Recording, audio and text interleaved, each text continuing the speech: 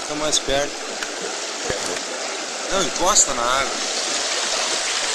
Pega o espírito depois. Banda responsável pelo encerramento do Electric Light, pessoal do Salieri. A gente pergunta o nome da banda, tem alguma coisa a ver com aquele Salieri lá, não? Compositor?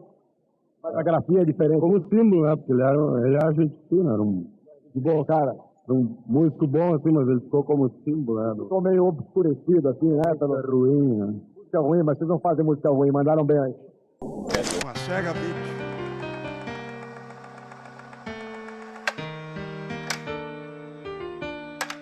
Câmera, ação. Apenas acorda aí, ô vagalume! 1, 2, 3. A falta de qualquer coisa a ser feito na cidade no começo da década de 80. Então ninguém tinha absolutamente nada a fazer e a gente acabou se conhecendo, uma turma, por amizades, enfim, que iam de lá para cá e daqui para lá, e a gente acabou juntando um grupo e decidiu montar uma banda e assim tudo começou.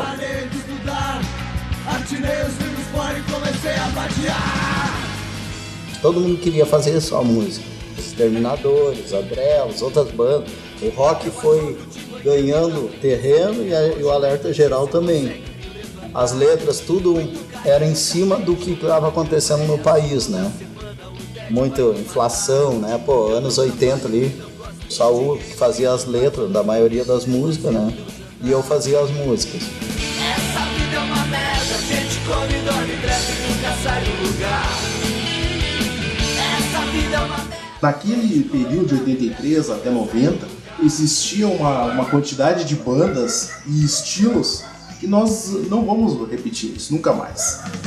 Minha cidade tá tão estranha, o meu mundo tá tão estranho, a minha vida tá tão estranha, tá tudo tão diferente. E naquela época as cidades elas viviam mais isoladas uma da outra, apesar da proximidade. Mas era bem mais isolado, tinha bem menos intercâmbio de pessoas estudando em comum em outros lugares. Depois da década de 90 já modificou completamente isso, mas naquela época cada lugar, cada um representava o seu território e isso até tinha um lado romântico nisso, né? Assim. Conviver com a história é pra gente sem memória. Presidente engomadinho é uma revista em quadrinho. Conviver com a história é pra gente sem memória. Presidente. Acho que a grande dificuldade que se tinha, né, era fazer um som autoral, né, no interior do Brasil, no interior do Rio Grande do Sul. E ao final tu tem que pagar as tuas contas, tu tem que te alimentar, tu tem que te vestir, comprar instrumentos, evoluir. Ou fica só uma banda de garagem, tocando na garagem e tal, é muito legal, mas isso é legal quando tu tem 15 anos.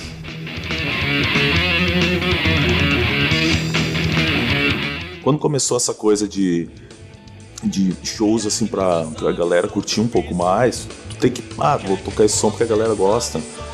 Daí foi se diminuindo um pouco e ficou mais cover, então assim, a gente tocava menos músicas autorais, né? Mas daí que vai aquela coisa que daí vai enfraquecendo um pouco a banda, porque a ideia de todo gurizada é fazer sucesso com o seu trabalho, né?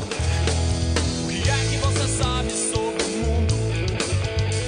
O que é que você sabe sobre o amor? O que é que você sabe sobre fé, religião? Então, de alguma forma, estava todo mundo no mesmo barco. Porque estava todo mundo querendo mostrar sua arte, sua música, e não sabíamos exatamente como alcançar o objetivo que a gente queria alcançar, mas isso não nos impedia de fazer o que a gente estava a fim de fazer.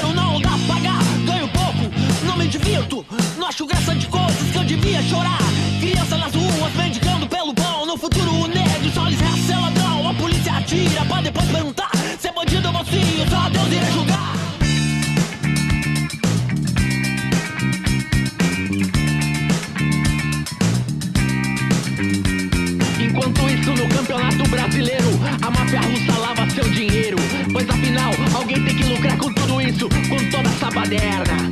Sejam nós, dizem eles, empresários multimilionários, gananciosos de cor, poluindo seus charutos e o brilho oficiando suas carreiras. Sim, eles fedem, eles cheiram.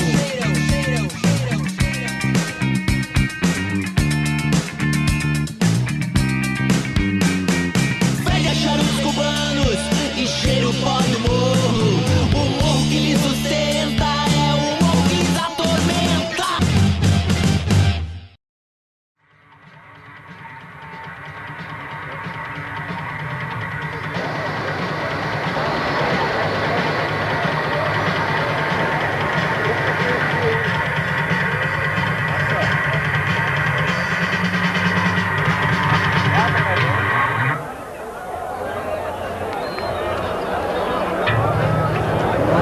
Pessoal, alguns problemas aí que não devem ser citados. Essa é pra fechar. Eu vivo de música. Eu preciso que isso tenha um objetivo. Que não seja só, vamos fazer um som, ver o que dá e pronto. Que meu caminho é a música. Eu não penso em fazer outra coisa e até nem sei fazer outra coisa. Eu ia morrer de fome, né? Pô, legal, mas o que é que tu faz? Não, sou músico. Não, legal, mas com o que tu trabalha? A gente pegou uma época bem diferente, né? A época era roqueira, o pessoal ainda estava naquele caminho da ditadura, né? De protesto, a gente pegou tudo isso, né? Pré-Rock in Rio ainda.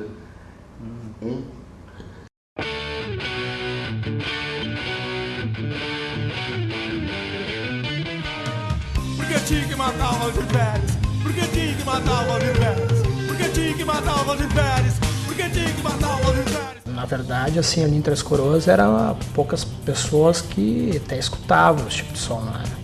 A gente tinha então alguma coisa de rock progressivo, rock e heavy metal. Não tinha subdivisões, então se era progressivo, existiam N bandas. Rock, então, era a maior parte. E punk também tinha os seus... tinha suas bandas que tocavam no Brasil, que a gente escutava. Então todos eram influências. Naquele tempo era bem... Tu era do metal, tu era punk, tu era surfista, sim. Ou tu era velho. Tu ouvia rock de velho, assim. Tu amava isso e odiava o outro, né? E nós se odiávamos entre si, sim, como um movimento, assim, tipo, o metal é melhor que o punk é melhor que o new wave. Antes de ser Alerta Geral, nós tínhamos uma banda que se chamava Laranja do Céu. E essa banda era eu na guitarra, o Fefião na outra guitarra, o César no baixo, o Vitinho na bateria. E a gente, né, eu tinha influência Beatles, né, Elvis, Creedence, anos 60, né? Como o Saúde também tinha, né? Saúde Jamais, nacional, né, Saúde? Raul. Todo mundo queria ter uma banda, né? Fazer uma banda, tocar, tentar fazer sucesso, porque a gente via, querendo ou não, o objetivo de fazer música própria também, na fase mais áurea que nós tocamos muito, o que nós inspirávamos pra gente tocar muito? Era Legião, era Paralamas, seguindo essa... Ira.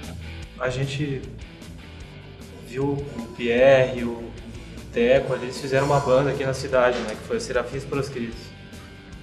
Na verdade, a banda se chamaria Anjos das Trevas, mas acabou se mudando o nome para não ficar uma coisa tão banal, talvez. Daí o nome talvez teve uma sofisticação que a própria banda ainda não tinha, né? Serafins Proscritos. No centro ali eu conheci o Denis, né? Que era um gurizão, assim, que era amigo do Pierre, que era amigo do Vinícius, que era amigo do fulano, que era amigo do Pedro Sapu. Eu tocava no 7 de setembro, então quando eu terminava o ensaio, eu juntava todo mundo, segurava os instrumentos e eu ficava tocando. E eu tocava com pente na boca. Só que coisa louca, né? A gente não sabia, na verdade, por onde começar. Mas aí eu ganhei uma guitarra do meu avô, de Porto Alegre. E chamei um amigão que eu tinha, que é o Teco. E disse, Teco, dá uma mão e vamos formar uma banda. E a gente, me lembro na sala, ele pegou um caderninho e tal, escreveu sobre Beatles, sabe, umas viagens assim, muito...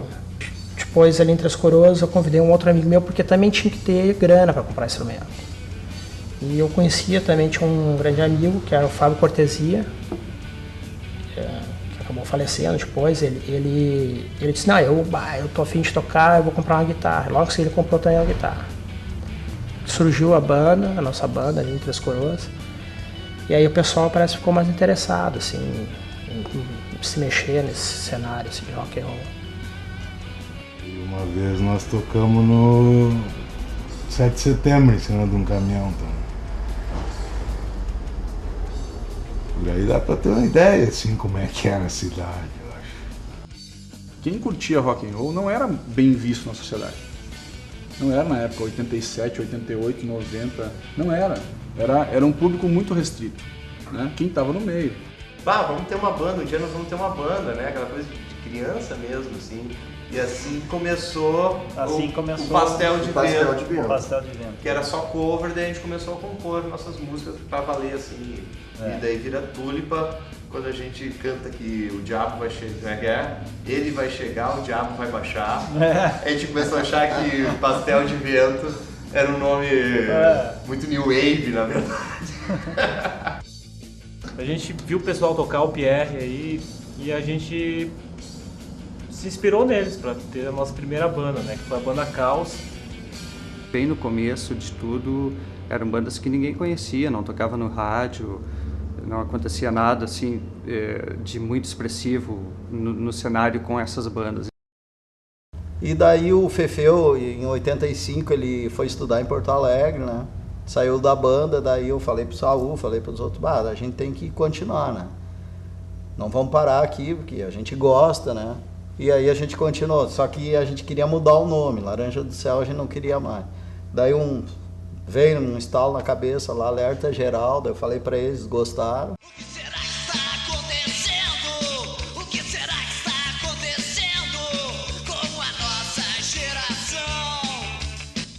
Ele fazia às vezes ele chegava e me mostrava uma música, eu fiz uma música assim, ó, só, vamos botar uma letra. E daí eu pegava, escrevia a letra e assim. E a gente não tinha dificuldade, né, em compor, né, de fazer música. Assim. Tranquilo. Nosso objetivo era gravar um disco, sair de Taquara e conseguir. Então a gente começou, daí a gente em 86 abrimos o show para os Replicantes lá em Taquara, no Titão, lá no ginásio. Sem ter disco, nada, né? Mas a gente já estava conseguindo sobressair, né, no cenário musical aqui da região, né?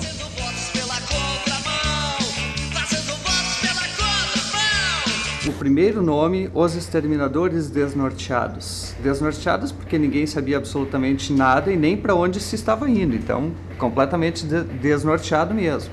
E os exterminadores porque exterminava tudo que vinha pela frente, instituições, pessoas, enfim, o que viesse. A banda Os Exterminadores sai até no jornal, cara. Sai que esse jornal aqui é trifamoso, circula 40 exemplares dele por mês, cara, mas é um jornal assim trifamoso.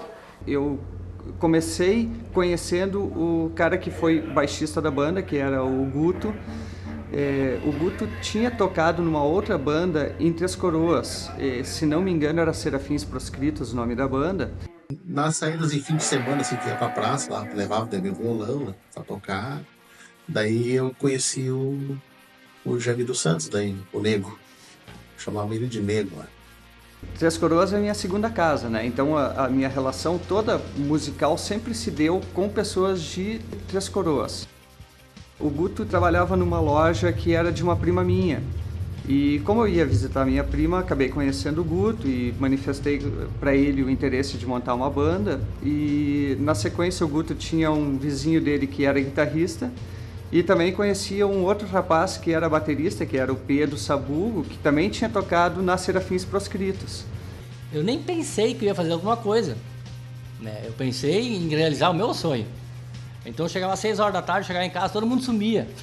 Os vizinhos se juntavam tudo numa casa só para tomar chimarrão, porque eu não aguentava o barulho. Imagina, eu botava Pink Floyd, The Purple, Black Sabbath, eu botava no disco, só que eu nunca tinha tocado na bateria. Então eu comecei a acompanhar essas bandas para aprender a tocar.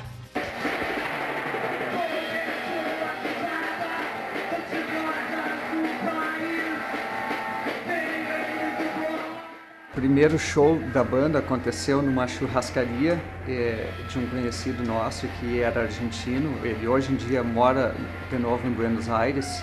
Então a gente fez uma proposta para o dono da churrascaria tirar todas as mesas e cadeiras, porque era uma preocupação que ele tinha, que fosse acabar quebrando tudo, né? E então ele retirou, cedeu o espaço, a gente fez uma troca com ele, que a gente ficaria com os ingressos e ele ficaria com a Copa. Então a nossa estreia foi dentro de uma churrascaria.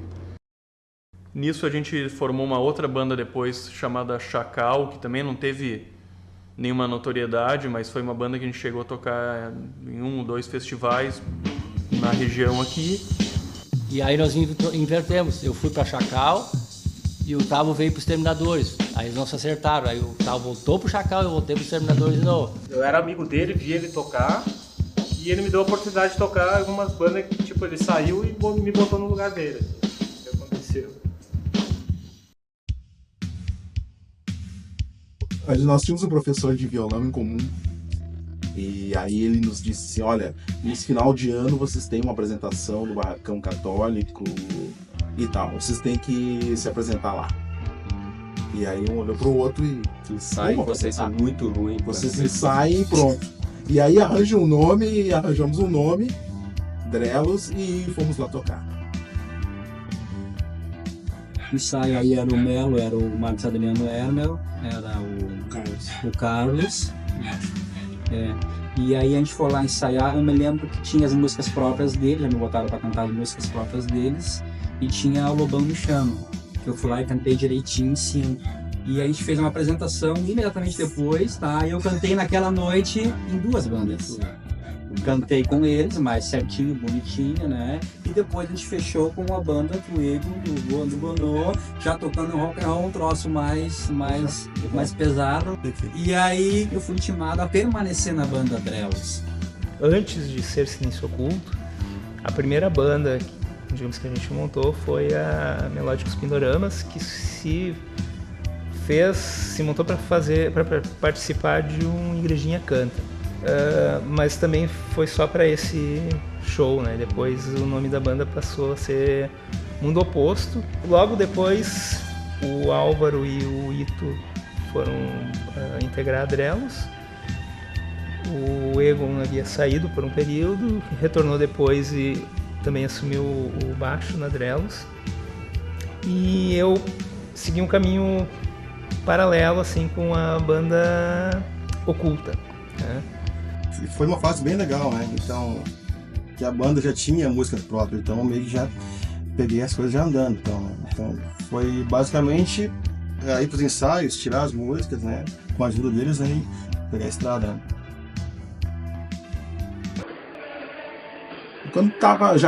Quando já estava estabelecido, que as bandas já se conheciam, havia outras bandas na região. Começou a ter um circuito. São Francisco de Paula, local, tocamos bastante. Sapiranga, local, Taquara. Em Taquara tinha nós, né? Depois apareceu a banda do Renato Velho, o Zebra, que todo mundo conhece, que era a Tulipa.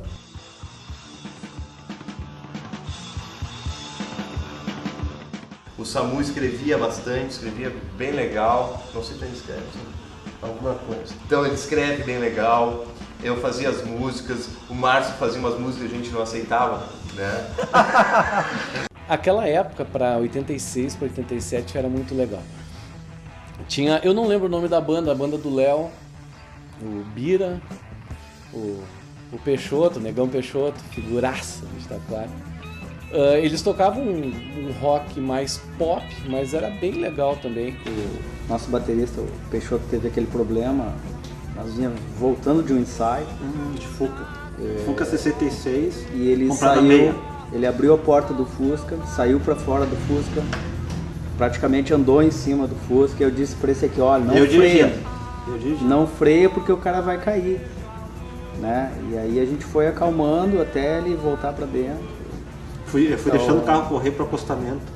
Certa vez no ensaio também ele tinha uma Java, uma moto daquelas antigas, ele depenou ela toda e apareceu no ensaio. Sem freio. Sem freio, com a Java toda depenada.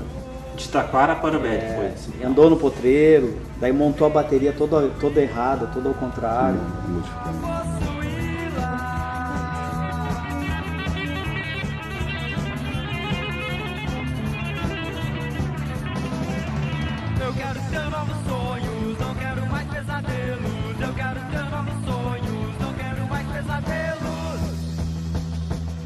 existia em Igrejinha uma banda chamada Exterminadores, que ela teve o período dela foi um pouquinho anterior ao nosso, de apresentações, de gravações, todo o processo dela, mas ela diminuiu o ritmo antes também, né? Que era uma banda de punk rock.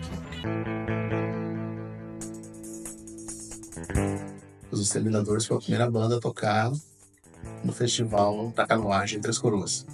E daí nós tocávamos, né? Os Exterminadores pintaram para encher o saco, porque nessa city só tem um bando de chato. Os Exterminadores vão todo mundo a puta que pariu. E daí, imagina, né? Acho que devia ter umas 100, 200 pessoas lá na beira do rio, né? Assistindo as provas ali, né? E nós com um monte de caixa de som emprestada do fulano, ciclano, beltrano, né? E mandando todo mundo lá. Então a banda era pra ser uma banda punk daí, né? Pois é, essa banda aí tem uma história muito interessante. Ela passou já por diversas censuras. Primeiro foram os Zizis, que proibiram esse palavrão aí. Mas a gente não deu muita bola, a banda continua radical aí com... Os ensaios da banda era numa casa que não tinha tratamento acústico nenhum, então o bairro inteiro ouvia os ensaios, era tudo no último volume e não se poupava absolutamente ninguém, nem a própria vizinhança. E vamos embora, né? Essa banda aí, pelo que dizem, tem futuro. Eu vendo hoje em dia, eu agradeço por não ter apanhado.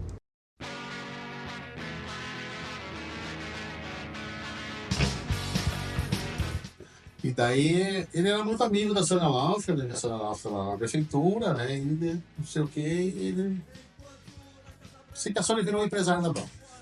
Então a partir daí começou a ficar mais fácil, porque a gente teve um método de trabalho, de divulgação. Então a gente levava cartucho das músicas para as rádios, mandava correspondência para tudo quanto era lugar, para sociedades, para prefeituras, enfim. E com essas correspondências vinham convites também para se apresentar em festas de aniversário de município, foi assim em Parobé, foi assim em São Francisco e em diversos lugares. Daí a gente fez show em Parobé, no 5º ano do aniversário de Parobé, a gente fez show lá também, daí isso tudo, daí a Sônia começou a ajeitar, sabe? Foi aniversário de 5 anos de Parobé, que daí a gente tocou com a banda Exterminadores, banda punk, hardcore, de Igrejinha. E era então a Exterminadores, nós, Tulipa e o Dante Ramon Ledesma, né, no ginásio paroquial ali de Igrejinha, no fundo da igreja, de Parobé, no fundo da igreja. E foi tranquilo, tocou Exterminadores, daí os amigos deles de Igrejinha foram pra frente do palco e banguearam e tal, né? Na época não se falava banguear, hardcore, era dançar hardcore, né? Era chutar os pés pra cima. Dançar o hardcore. E deve ter empurrado os nossos amigos metaleiros na época, né? Que não tinha headbanger também, né? Era pós-Rock in Rio, então tu era metaleiro. E ficou um clima estranho, assim, né? Eu lembro, foi feio. E daí estranho que a brigada deve intervir, né? Isso, Quando a gente entrou, fechou o maior pau daí, dos punk com os metaleiros. Daí começou a melhorar um pouquinho, né? Daí a gente foi fazer show em Santa Catarina. Na verdade, acabamos não tocando, né? Porque aconteceu que a gente chegou lá e o Festival do Louco lá não funcionou, não tinha grana para nos pagar. Inclusive a banda Replicantes foi para tocar, quer dizer, foi o empresário. Eles ainda conseguiram ganhar as passagens, né? Mas ele telefonou pro pessoal não ir para lá porque era furado. Esse o empresário deles, o Moa, na época, ele fechou não foi um contrato com a Sônia, foi uma amizade. E onde é que eles fossem, que eles iam chamar nós para nós tocar também lá. Tanto que na volta de Santa Catarina ele veio com nós no ônibus, o empresário deles. E daí aconteceu isso aí, daí a gente voltou para Taquara e tivemos que fazer um show aqui em Igrejinha com o pessoal das bandas daqui que foram também, que a gente alugou um ônibus para pagar esse ônibus que a gente tinha alugado, né? E aí a gente teve que promover umas apresentações com diversas bandas, que foi o primeiro festival de rock de Igrejinha, para conseguir pagar o ônibus que tinha nos levado para Brusque, em Santa Catarina. A gente sempre tinha problema com o guitarrista daí, né? Daí o Nino não durou muito porque ele só sabia fazer só em uma corda. E daí entrou o Pierre, daí. Não, daí antes de entrar o Pierre, daí a gente achou um carinha em Parobé que tocava em conjunto de baile. Ele veio fazer o teste lá no Nós Alçado de Tarde, lá. A gente já apaixonando, eu nunca tinha visto um cara solar guitarra daquele jeito, né? O cara tocava em baile, né? Tocava em pailão, tá? Tá contratado, né?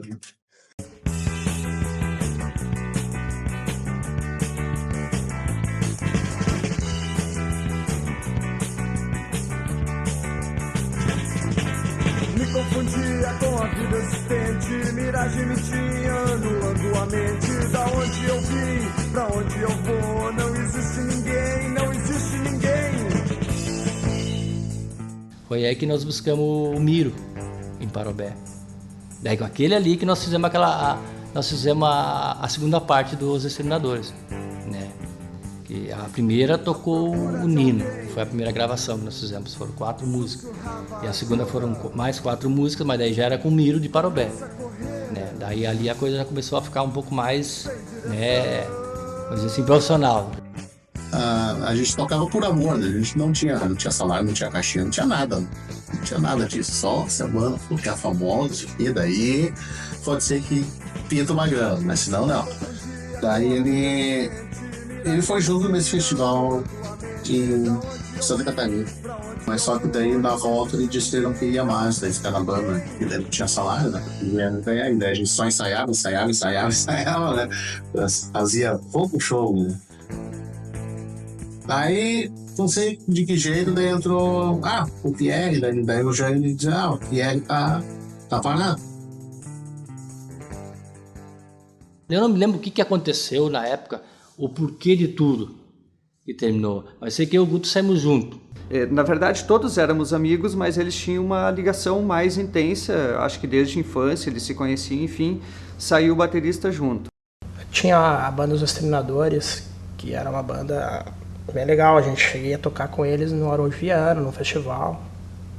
Participei, só que teve um probleminha assim, tinha empresária, a banda, e ela tinha uma apresentação para fazer no Faustão, Perdidos da Noite. 30 dias depois a Sônia ligou para mim. Zoa, eu tenho que falar contigo. Eu disse, que foi, Sônia? Vocês receberam uma proposta para tocar em São Paulo. Eu disse, tu tá brincando, Sônia? Não, é verdade. É para tocar ao vivo na televisão. Eu disse, mas onde é que nós vamos tocar? Eu disse, Perdidos da Noite. Era um programa que eu olhava, eu vi muita banda tocar esse programa, Perdidos da Noite. Eu não perdi um programa deles, era muito pirado, sabe? Tudo ao vivo, assim, improvisado, faziam coisas erradas no palco, as bandas assim que tu via, assim, que eram bandas que saíram da garagem, foram tocar lá. Aí eu disse, tu tá brincando, Sônia? Não, vocês vão aí? Eu disse, Sônia, não sei, vamos falar com o Guto, vamos ver. Aí fizemos uma reunião. O que vocês acham?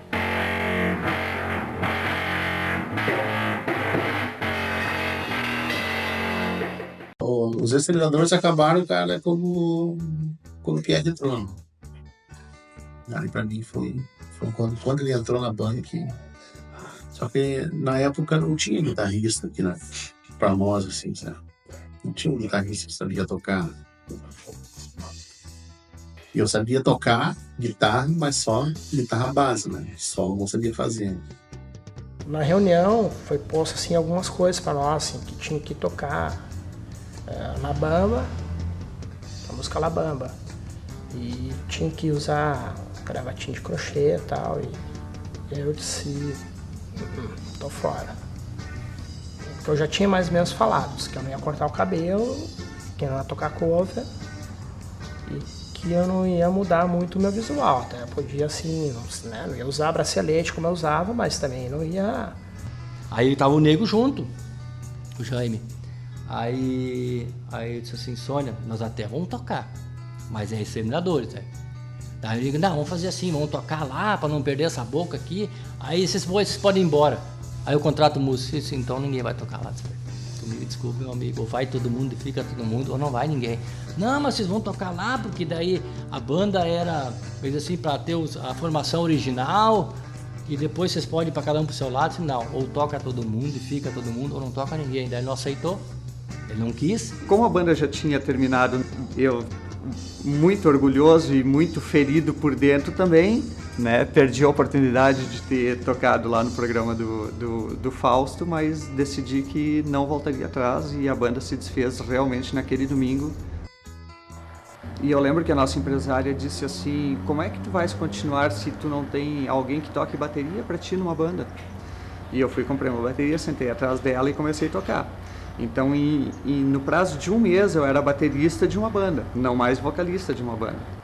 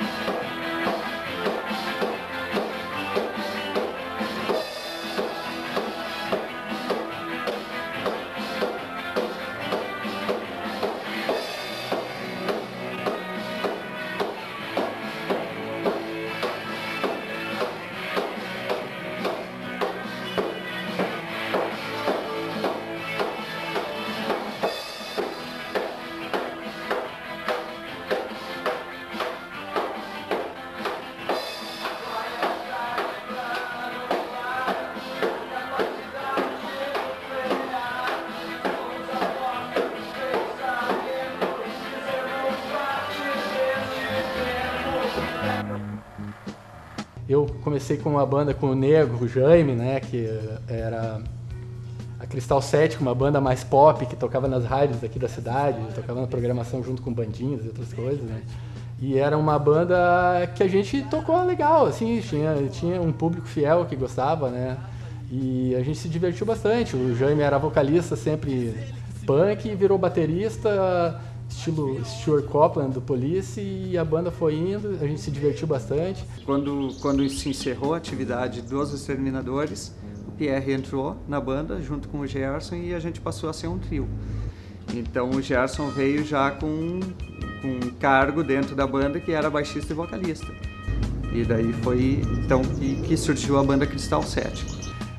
Fez uma gravação que quem mixou foi o Duca Lendecker, em 88, em Caxias, no estúdio da City. Ele estava lá perdido, daí ele disse, deixa eu mixar essa banda. Acho que ele nem lembra disso. Né? Foi uma época bem legal de show, a gente fez bastante show. Ali já estava surgindo consolidado, estava já surgindo espaços e eventos que estavam... E as próprias bandas estavam começando a ter uma postura mais... E a gente já estava conhecido, sabe? E as músicas, sim, eu gostava do tipo som. Essa banda durou de 1987 até 1990. Em 88, a gente começou a querer tocar mais som pesado, né? Metal. Então a gente fez uma outra banda que foi Executor.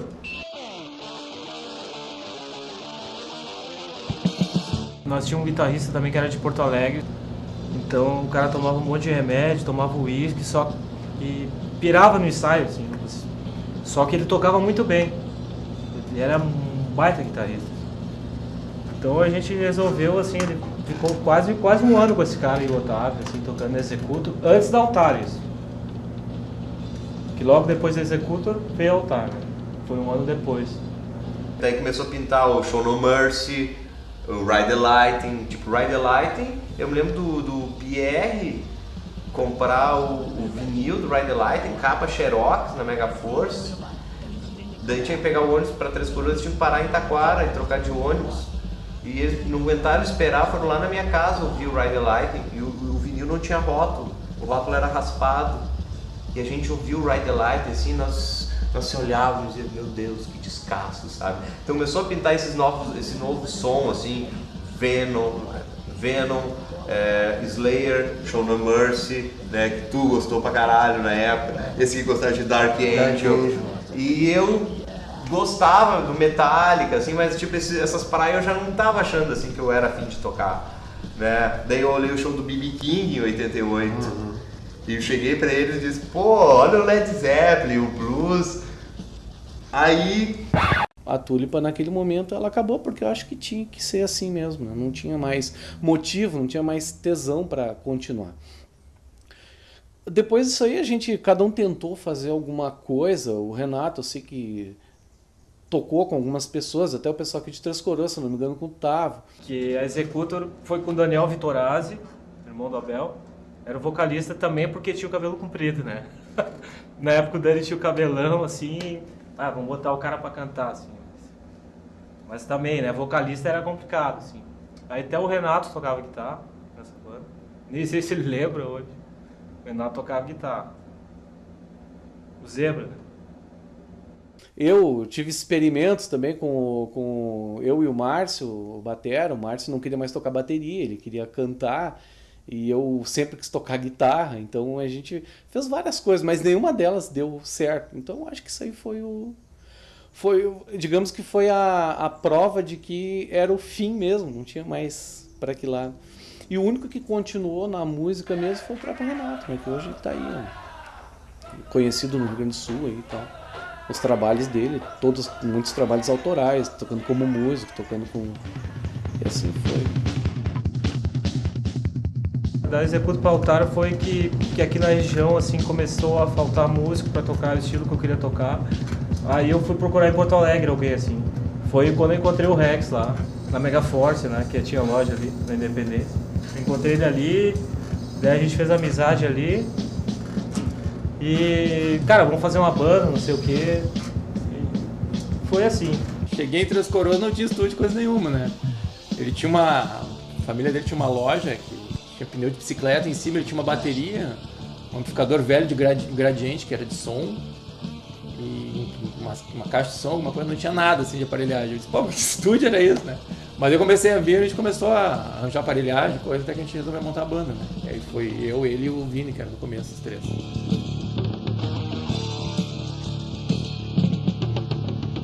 E depois de um tempo a gente começou a tocar altar, nós três, eu disse, vamos tentar trazer o Otávio, né? Que ele mostrava as fitas, na época cassete, o Otávio tocando. Eu disse, mas esse cara toca muito bem, né?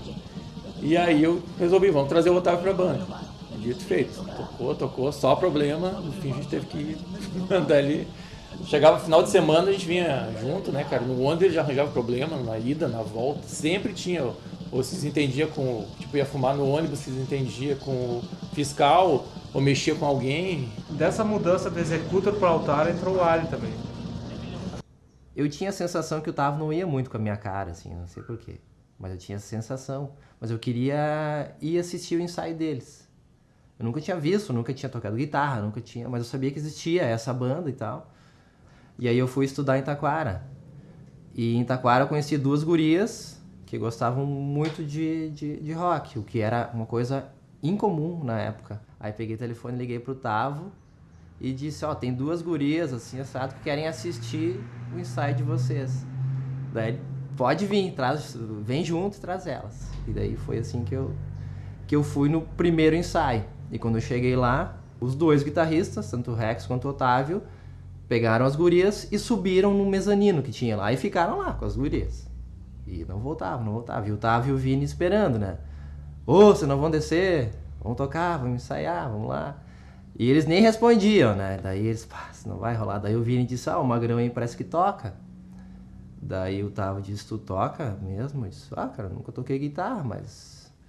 Em casa eu tenho um violão. Eu disse, mas o que tu toca em casa? Eu disse, em casa eu tenho um Master of Puppets do Metallica, eu tenho Exit Stage Left do Rush e tenho o Live of the Death do Iron Maiden. Tu toca alguma coisa desses discos? Eu toco os discos inteiros, mas eu não tenho certeza se tá certo. Isso. Só que o Ali veio e, tocou todas as músicas, né? Tocou as músicas e a gente ficou feliz, vamos fazer. Se encerrou o ensaio, os caras não voltaram, e eu fui embora. Aí um dia o pessoal disse, como tu que era o vocal coordenava, tu vai ter que falar. E eu falei e a coisa foi feia, né, cara? Aí ele resolveu, viu que não dava mais pra tocar na banda, né? A gente voltou no mesmo ônibus e depois... Muito tempo sem se falar, depois às vezes ele me ligava e coisa. Mas ele tinha um problema, era gente boa, mas com muito problema. Durante a semana eu recebi uma ligação dizendo que eu estava entrando no lugar de um dos caras. E assim que eu comecei a tocar junto com os guris. Foi a primeiro contato com uma banda, assim, foi esse. Isso foi em 89. No início da década de 90, eu fui morar no Nordeste, em Natal, onde lá eu fiz parte daquele período do cenário metal, inclusive participando de uma gravação em vinil ainda, da primeira coletânea de bandas de metal do Nordeste. Logo em seguida o Vini foi morar em Natal, eu assumi o baixo e logo o Rex foi pro baixo e eu fiquei na guitarra e o Rex foi pra Panic e aí o Gerson entrou no baixo.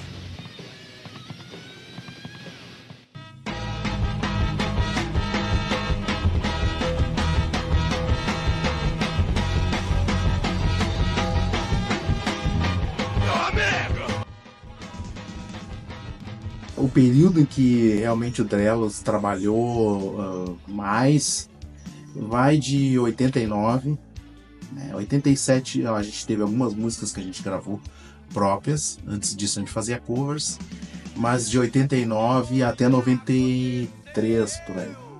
Então foi o melhor período que a gente teve nesse sentido de músicas. Na verdade a Drelos era a banda que quando a gente surgiu, eles já estavam uma certa popularidade e a gente foi chegando assim, né? Então a Drelos era onde a gente queria chegar, entendeu? A Drelos, acho que foi assim meio que uma referência para todas as bandas que vieram depois, assim, né? Assim como a Alerta Geral de Taquara também, né? Teve um destaque, né? Até eu diria assim muito maior que as bandas de Igrejinha, né? Mas não teve uma vida tão longa quanto Drelos e Silêncio Oculto, né? Mas a Alerta Geral conseguiu gravar um vinil só deles, né? Daí em 89 foi quando a gente fez a nossa primeira gravação no estúdio de verdade. Que a gente foi gravar em Porto Alegre num outro estúdio também, que era uma fitinha lá, sabe, fundo de quintal. Aí eu falei pro Saul, vamos gravar na Isaac, que é o melhor estúdio, que era da época, né? Onde todo mundo gravava. A gente chegou aos festivais através das gravações, né? Porque tu tinha que ter música inédita, né? Então, como nós tínhamos e já gravado, nós mandávamos. Então, assim, um festival, a gente ficou classificado, que foi o Circuit Rock da RBS, que pra mim foi Para mim foi um festival que nos abriu as portas, porque assim, aparecer na RBS era muito importante, sabe, para uma banda, e principalmente para nós, uma banda do interior, né? Mesmo sendo daqui de Taquara, que fica tão pertinho, mas era considerado interior, né?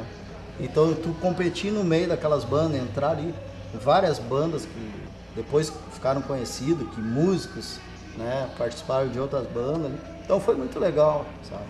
A gente tocou 2 vezes no Circuit Rock. O primeiro foi em 89, foi nos pavilhões da FENAC, com a música Evolução, que foi valendo para o festival. Daí nesse meio tempo apareceu o Ayrton dos Anjos, nós estava na segunda vez gravando na Isaac, e daí foi onde a gente gravou Letícias, né, que é a música mais conhecida nossa, e então a partir dali, o pessoal começou a nos chamar, e o Ayrton dos Anjos, que é o produtor, que foi o produtor musical do disco, né? Ele já tinha trabalhado com várias pessoas, entre elas a Elis Regina, né? Nós estávamos lá, ele veio falar com nós, se nós queríamos gravar, e daí a gente, prontamente, não, o nosso maior desejo é esse, né? Daí nós gravamos pela RGE, que era um selo que fazia parte da Som Livre, né? Na minha infância eu ganhei um animal, uma cachorra policial que tinha um rabo de raposa. O rabo enorme, tão peludo e macio, e quando dava no cio ficava como uma rosa. A tal cachorra tem o nome de Letícia, e era uma delícia acariciar o rabo dela. Um certo dia assassinaram a Letícia, oh meu Deus, que injustiça, eu fiquei sem a cadela. Letícia, cadela, cadela, como era bom passar a mão no rabo dela. Letícia, cadela, cadela, como era bom passar a mão no rabo dela. E daqui tá o LP prontinho, né? Com a capa que a gente não gostou, né? Mas que era uma exigência da gravadora. E como alerta geral, nós queríamos essa bomba para ser a capa colorida. E eles não aceitaram. Depois nos disseram, vocês tinham razão. Né? Mas eu consegui ainda, depois de discutir, que fosse colocada. Né? Então tá aí a capinha do LP lançado pela gravadora. E isso aqui para nós foi uma realização, né?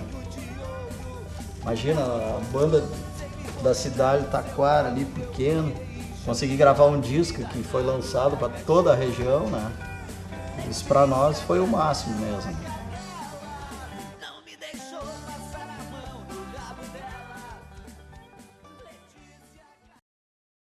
O Rex vinha de 15 em 15 dias, mas a gente tinha o Otávio e eu tínhamos muita sede de tocar, então nós tocávamos todos os dias, de domingo a domingo, todas as noites, das 8 às 10 da noite, nos fundos da casa dele, lá no que ele chamava então de estúdio, que já estava um pouco mais formado, porque a gente foi juntando restos de bandas aí que foram acabando e eles iam depositando as coisas nesse estúdio, então foi se montando um certo estúdio, aí tinha um pouco mais de qualidade pra gente trabalhar, então o Otávio e eu tocávamos direto.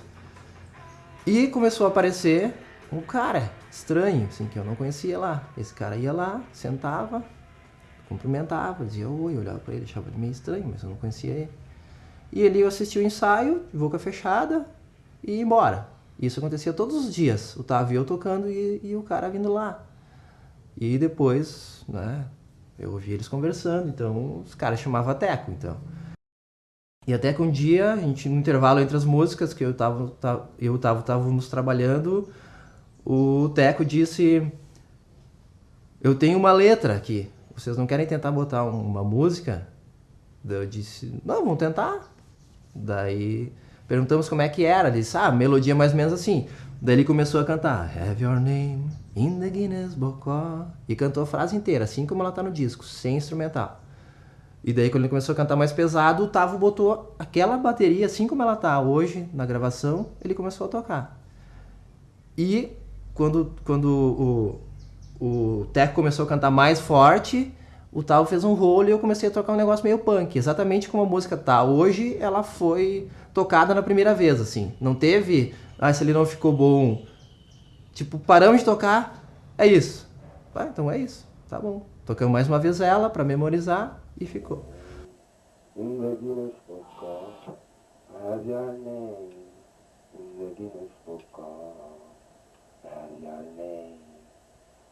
No outro dia ele veio de novo, eu tenho mais uma letra, ele disse. E assim ele fez 3 dias seguidos com 3 letras. Daí ele disse, eu tenho uma grana aí. Vocês não gravariam essas músicas comigo em Porto Alegre? Sim. Ele disse, inclusive eu já aluguei o estúdio.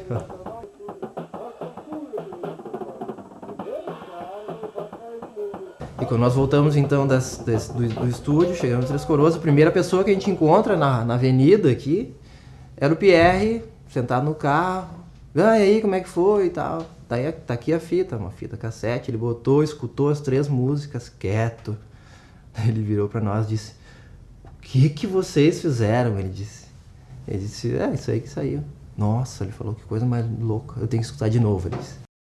Daí a gente gravou mais 3 músicas. Mas eu não lembro como surgiu tão rápido os outros integrantes. Porque as outras 3 músicas dessa demo, que virou uma demo com 6 músicas, já tinha o Abel, já tinha o Gerson. O Vini ainda não, porque o Vini ainda estava em Natal. O resto do pessoal, cara, a gente precisou, vamos botar teclado, a gente precisou de outros instrumentos para acrescentar, assim, né? E eram os que estavam perto aí. Nossos vizinhos, nossos amigos, né, que tocavam, né, e a gente tinha identificação também pessoal, né, era todo mundo amigo de infância, né, todo mundo se curtia, assim, gostava de estar junto, né, tirando o Gerson e o Abel, que estavam sempre brigando, né, os caras estavam sempre se matando, assim, né, esses caras se odeiam, tirando isso, a gente se amava. Eu acho que eu botei pilha ali pro Abel entrar. Não sei direito por que cargas d'água, assim, se é porque ele tocava baixo já ou só porque ele era da gurizada, assim, gostava de rock. O primeiro show foi 10 músicas, assim, mais ou menos, tive que tirar num mês. Burn, de Purple, os troços lá que os caras inventaram de tocar lá. Ixi.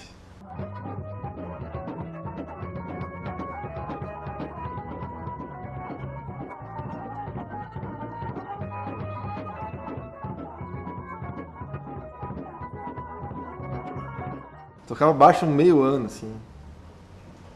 Nada a ver, né, velho?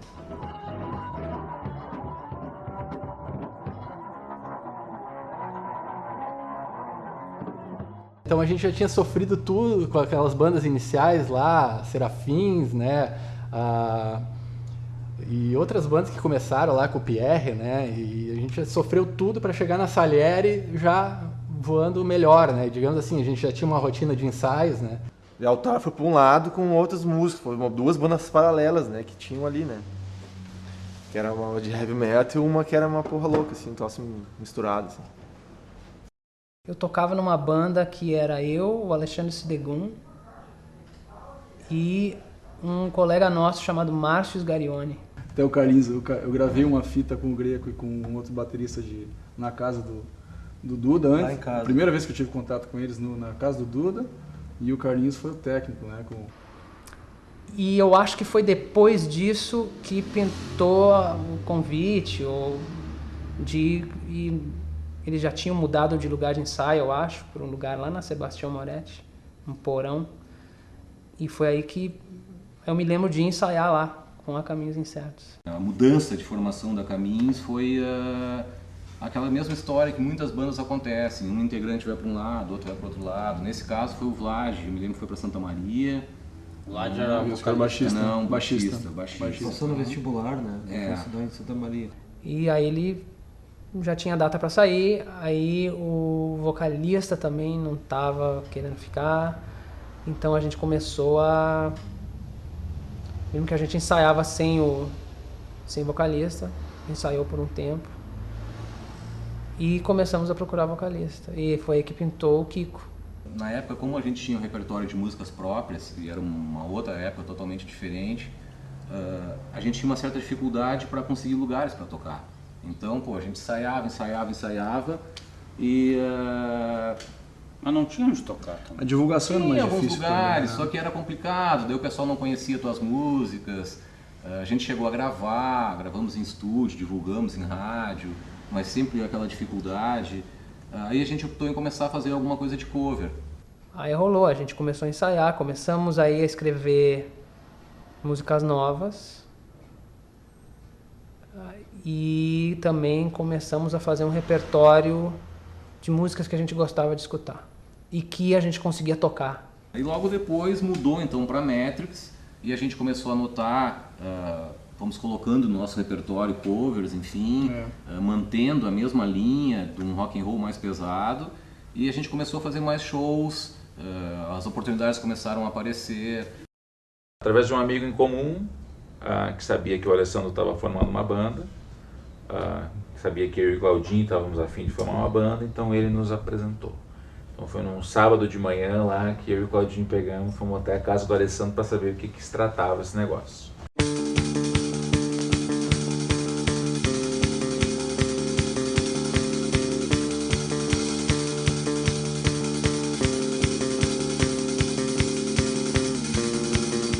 Daí eu tocava violão, só. E o Alessandro tocava guitarra, mas tocava violão na guitarra, praticamente. Ninguém era guitarrista de verdade. E aí a gente quem toca o quê? O Claudinho também tocava violão. E aí quem toca baixo, tipo, sei lá, nunca tinha pegado um baixo na mão. E o Jean já era baterista, esse era o único que já estava certo. A Silêncio Oculto, ela tinha na formação então o Jean Stein na bateria, o Rodrigo Dinsman no baixo, o Claudinho e eu nas guitarras. Um tempo depois, assim, depois de alguns ensaios, a gente sentiu a necessidade de primeiro substituir o baterista, né, que o Jean, por questões profissionais, não podia mais participar dos ensaios e saiu da banda.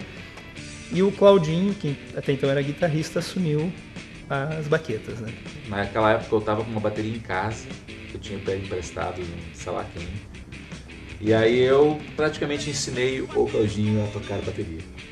Esse foi um verão ali que ele ia lá em casa todo dia e pegava e tocava, praticava, e ele se desenvolveu super rápido. E a gente voltou a ensaiar então com ele já na manha do instrumento. Eu acho que deu mais alguns poucos meses ali e a gente já estava fazendo o primeiro show, que foi o show lá do Exílio. E numa festa, assim, a gente percebeu que o David Valauer tinha, né, uma boa dicção, a gente viu ele cantando em meio às pessoas, assim, e optamos por convidá-lo para integrar a banda, né. A gente viu um carinha, um guri mirradinho lá, que ficava encostado numa parede lá no fundo, ficava balançando a cabeça, e cantando as músicas do Guns N' Roses e New Order. Chegava perto, o cara tava lá com gogó, cantando alto, super empolgado com aquela experiência ali. E a gente olhava um pro outro e tipo, esse cara aqui, ele tá louco para ir para um palco, né? Depois de um tempo a gente ensaiou um tempo dentro do quarto do Rodrigo Gintzman, até que um dia no ensaio veio o Leco de Taquara, que tinha aberto o Exílio, Video Bar, nos olhou ensaiando e nos convidou para nosso primeiro show lá.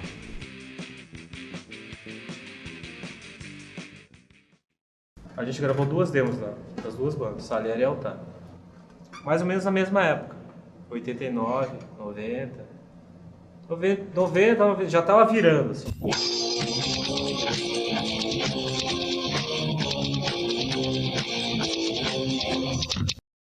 O Geração Rock, né, que a gente gravou no Estúdio Signos em Porto Alegre, foi para gravar a demo, né? A gente foi para gravar a primeira demo. Na época não tinha estúdios aqui, acabava caindo em Porto Alegre, e o Estúdio Signos era um estúdio relativamente barato contra o estúdio da City, né? Ou da Eger, que eram caríssimos, né? E daí lá pintou essa coletânea, o Trash and Loud, que foi pra gente convidar a gente para gravar uma faixa nessa coletânea, no Estúdio Signos. Logo depois do seu disco a gente escutava, ficou ruim, né? Mesmo pra época, assim, é uma gravação do tipo assim, não representava o som que era da banda, né, no palco, o som que tu ouvia no disco, né? Não era o que a gente queria. Esse é o nosso técnico aí, ó. Seu Luiz. Como é mesmo? Por que tu vai casar? A mulher vai te dar outro sobrenome? E esse estúdio tinha a pretensão de gravar um disco de bandas daquela época, com trabalhos próprios. A gente foi convidado e a gente participou desse disco. O lançamento foi no Araújo Viana.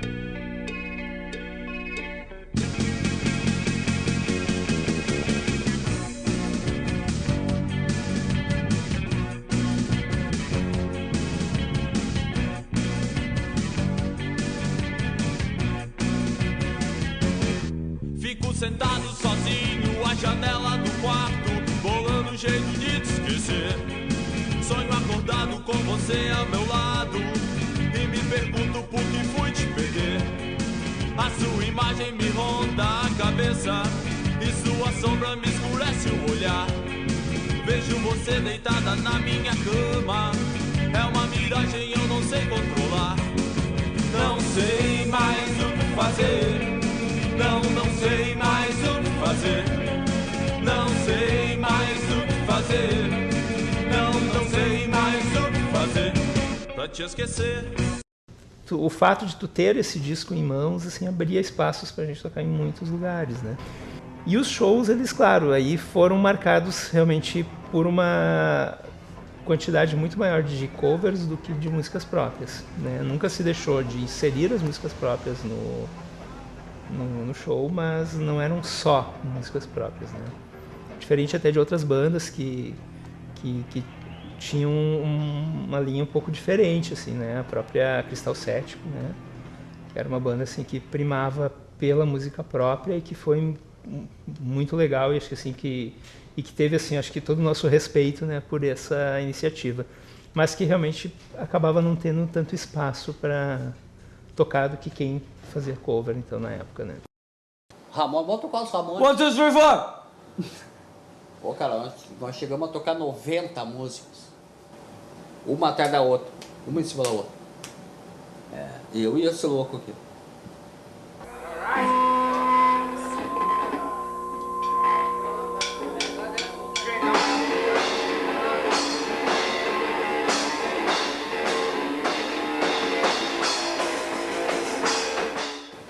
Eu conheci esse rapaz, ele tinha uma bateria. Aí ele sentou atrás da bateria e começou a tocar. Não, tu tinha uma bateria, eu tinha uma guitarra. É, a guitarra era a minha bateria. Isso, era ao contrário. Ele tinha uma bateria e eu tinha uma guitarra. Era.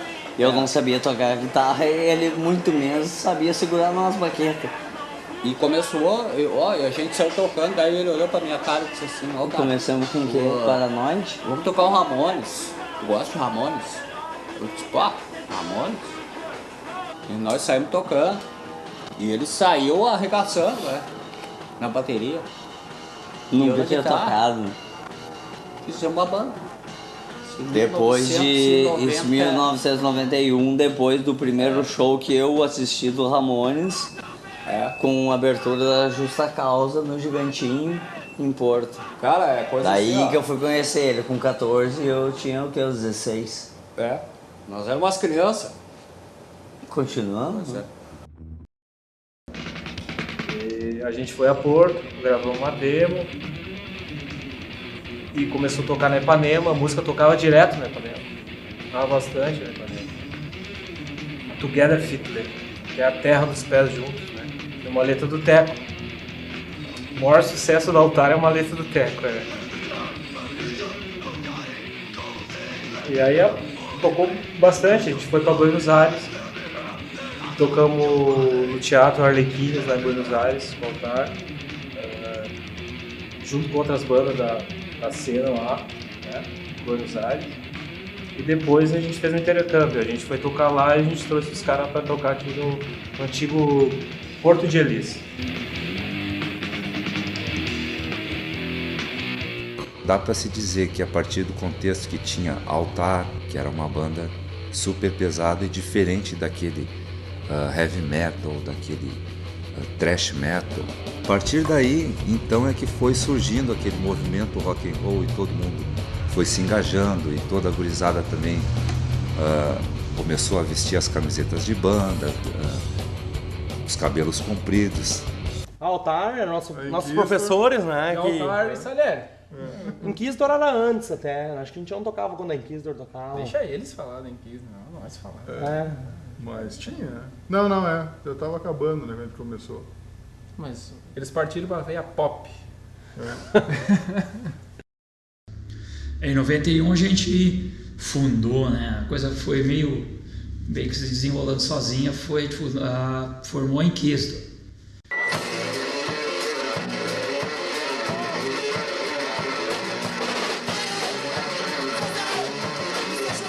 Não lembro nem quem deu o nome, eu acho que fui eu. E, cara, a formação era o Matheus na bateria, eu guitarra, o Teixe voz e o Adilson baixo.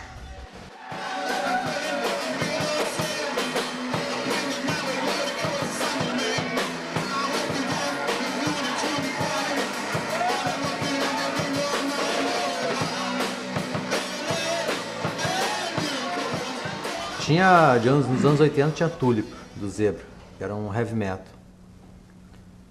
Daí a Tulip acabou, daí surgiu a única banda de metal da região era Altar, aqui em Três Coroas.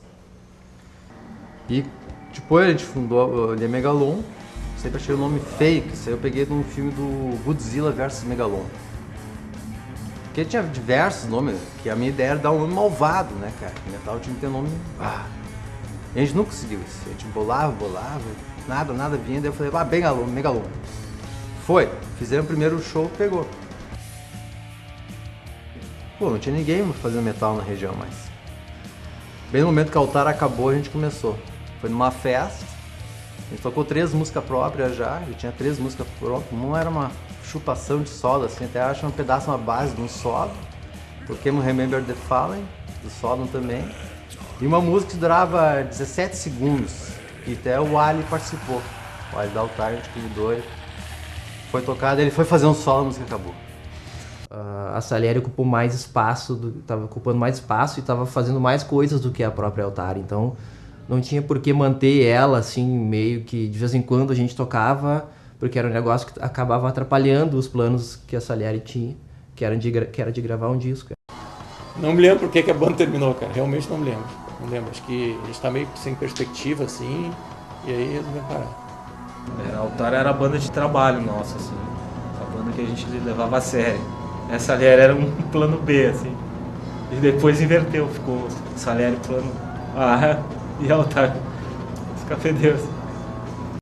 Essa Salieri já era uma outra entidade, assim, que surgiu no rock, que eles tinham essa personalidade destruidora, né? Então, era bem diferente do que a gente fazia, era bem diferente do que essas bandas similares ali faziam. Então, eles chegavam para detonar.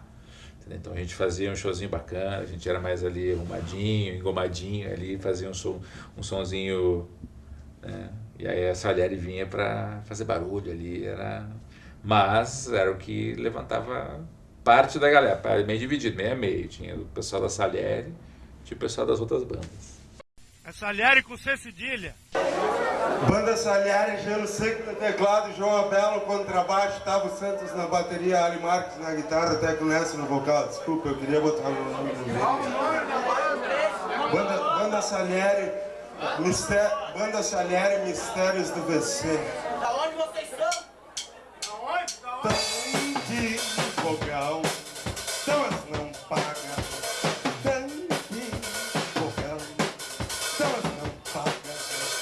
Tão de vogal, Thomas não paga. Tão de vogal, Thomas não paga. Se fosse mulher, não paga, pediria não pagar. Louça não lavava donas, nem roupas, nem a pediria não pagar.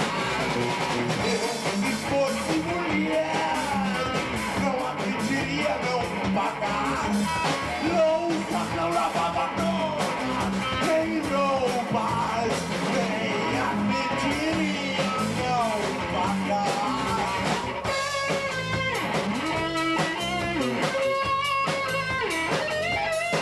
Se não for lindo não vai ser nada. Se não for lindo não vai ser nada. Se não for lindo não vai ser nada. Sai um pouquinho, fechei a porta, ficou liberado aqui no estúdio. Quero pedinha de meio pouco, mas quando me dê conta apoio a Sanja. Dorme bem, cafetão. Pinga-pinga, meu olho podre, botei numa manifestação doente. São tarados de maliciosas, do menino final do fim do mundo. Vê se vão se tratar.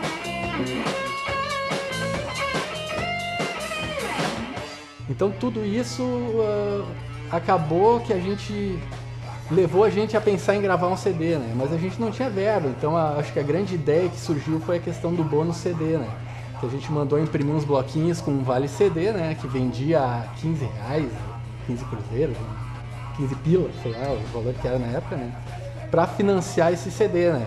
E a gente conseguiu arrecadar grande parte da gravação do CD com esse bônus, né?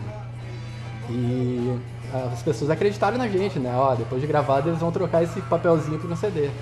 E também tivemos patrocínio, uma empresa de calçado e do Jaime, que era um dos precursores do rock aqui da região, né? Junto com o Pierre, que ele bancou grande parte do CD também. Ele era um 8º integrante da Salieri, né? Porque ele fez backing no CD também. Então a Salieri já tinha se organizado, já tinha surgido toda a história.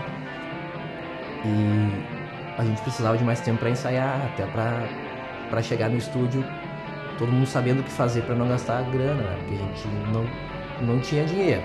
E daí, logo depois, o Vini apareceu. A gente tava esperando ele. Era programadíssimo, assim. Tava só esperando ele voltar.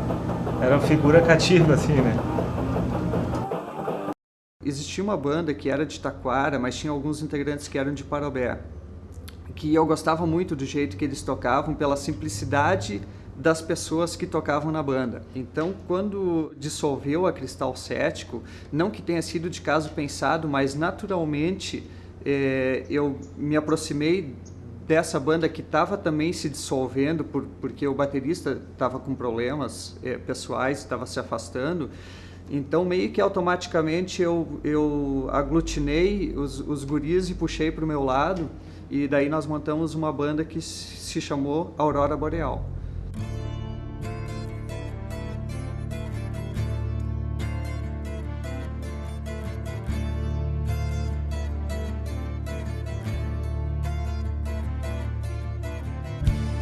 Essa banda Aurora Boreal não teve uma vida muito longa também, eu acho que foram 3 anos e meio, mais ou menos.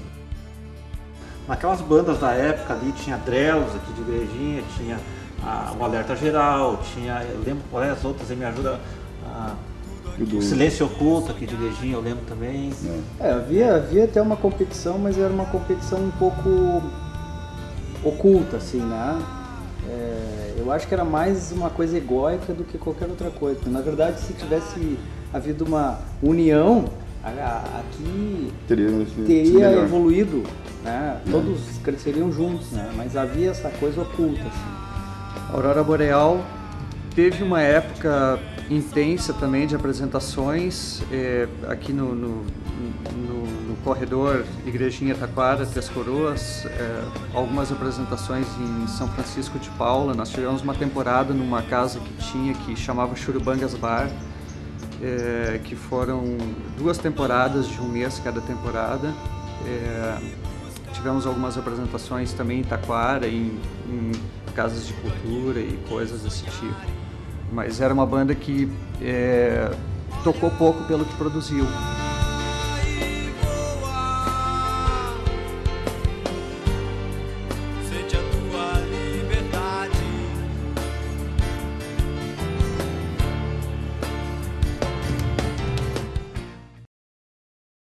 Teve o primeiro festival punk em São Paulo, do Antônio Bivar. Os caras fizeram em 70. 80 ela vai fumaça. Não, acho que é 81, cara. 81. O Everaldo disse, eu vou fazer um aqui. Nós vamos fazer um no Rio Grande do Sul. Eu vou fazer um aqui. E a gente fez. Daí foi a banda daí. Aí fomos nós, aí a princípio quem organizou a gente. Fez a banda. A Antissocial organizou.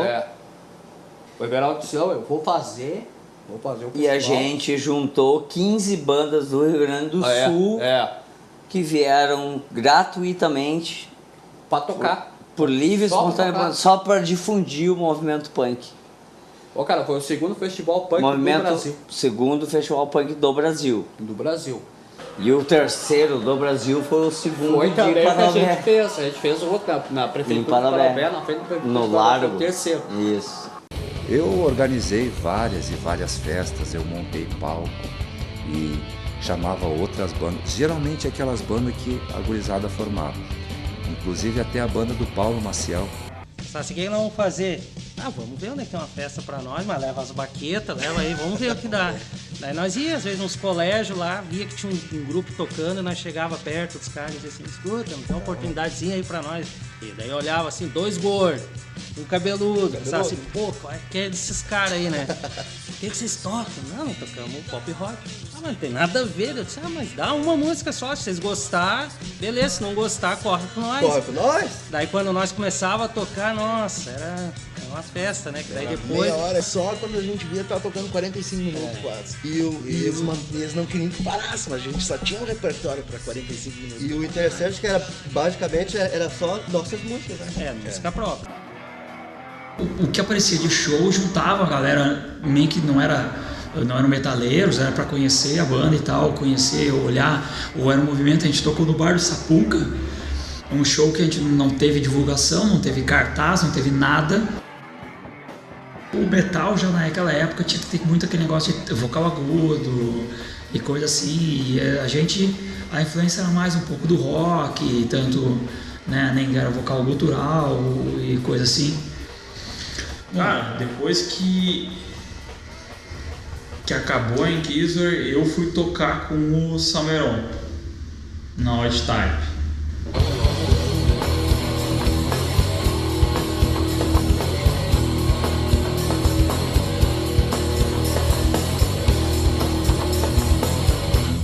Inquisitor basicamente cover e alguma coisa de música própria também, de composição. E na Noisefire praticamente era só música própria.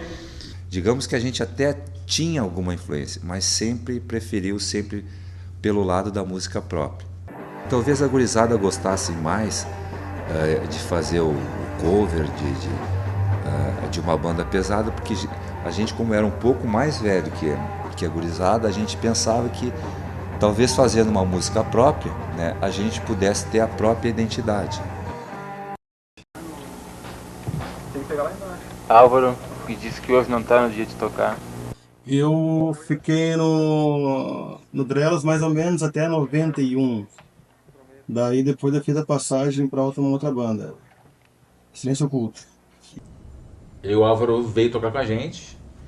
E aí deu uma agregou legal, porque ele tinha uma guitarra um pouco mais encorpada, assim. A gente começou a tocar algumas coisas mais elaboradas.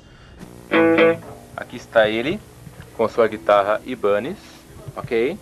E o cabeçote Marshall, com o qual ele vai gravar a canção. São os pedais da Boss. Álvaro e seu fone branco. Mais tarde, então, no momento assim que a Drelos estava meio que desativando, né, as atividades, o Álvaro veio a fazer parte da banda e ficou então até o final, né, da banda, fazendo parte, né, como integrante dela. Bom, agora vocês não vão ouvir nada da música, vocês só vão ouvir essa guitarra podre do Gonô, tá? Vai ser uma barulheira do caralho aqui. Não esperem, sabe? Que barulho nojento. Ai.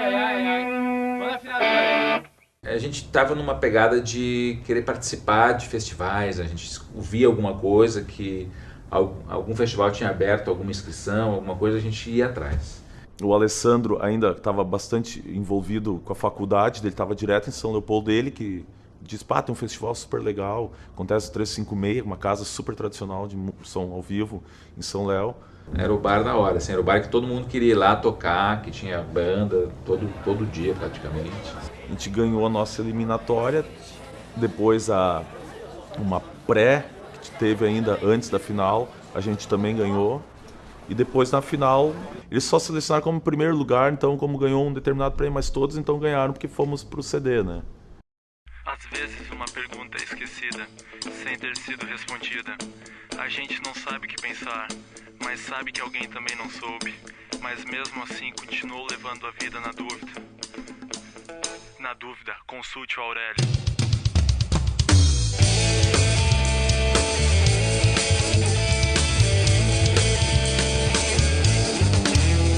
O que é que você sabe sobre a vida?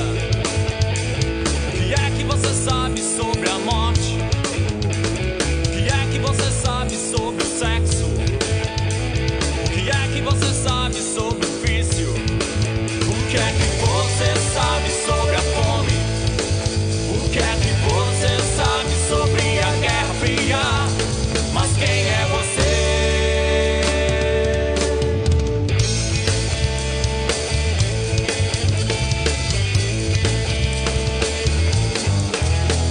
O que é que você sabe sobre o mundo? O que é que você sabe sobre o amor? O que é que você sabe sobre fé, religião? Me responda com precisão. Às vezes você tem tantas ideias, mas sabe sobre tudo quase nada. Estou cansado de tantas incertezas. O que é que você sabe sobre você? O que é que você sabe sobre você? O que é que você sabe sobre você? O que é que você sabe sobre você? A Salieri teve uma época que ela se apresentou, cara, e isso é muito relevante. A banda tocava nos lugares. Só que a gente se decepcionou porque o CD não vendeu. A gente viu que a capa era muito feia. Não ia vender com aquela capa de jeito nenhum. Mas aí o que faltou pra gente? Faltou uma produção, né? Tanto a produção musical, a gente tinha o Miranda, que naquela época ele ia produzir o CD. Não sei se ele ia produzir, mas estava acertado com ele no estúdio lá. Mas aí deu um problema com o Teco, ele tomou todas, virou a noite e não conseguiu gravar, né? A gente tava com medo de chamar o Miranda, o cara, o vocalista tá bêbado, não consegue nem parar em pé. Nós tivemos que dispensar o nosso produtor, que era o cara que na época estava gravando o disco do Raimundos, o primeiro, pela Banguela, o selo dele. A gente decidiu dizer pro Miranda não vir, que foi uma burrice grande, né? Porque eu acho que até ele ia entender que o cara tivesse bêbado, assim. Porque ele gostava do som, ele já tinha escutado, ele achava legal o som. Mas assim, o Teco não conseguiu gravar naquele dia, mas na outra semana ele foi lá, gravou e arrasou, como sempre acontecia, né? O Teco, o cabeção era muito bom, né?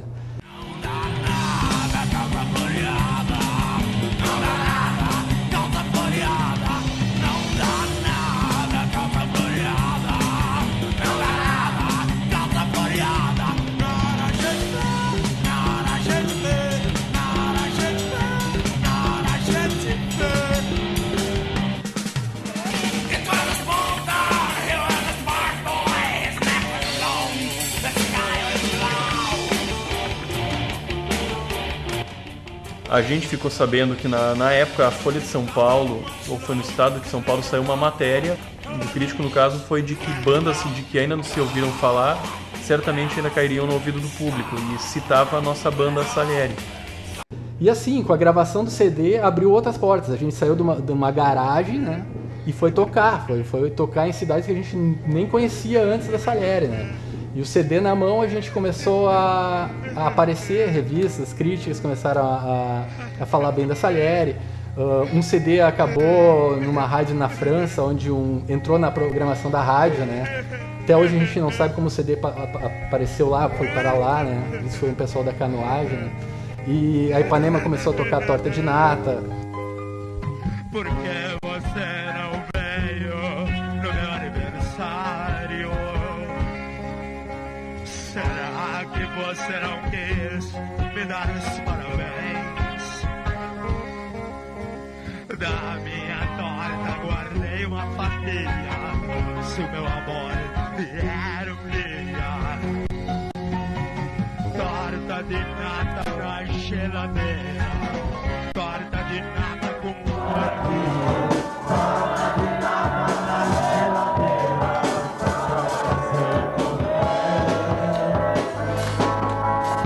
torta de nata na geladeira, torta de nata com moranguinho, torta de nata na geladeira.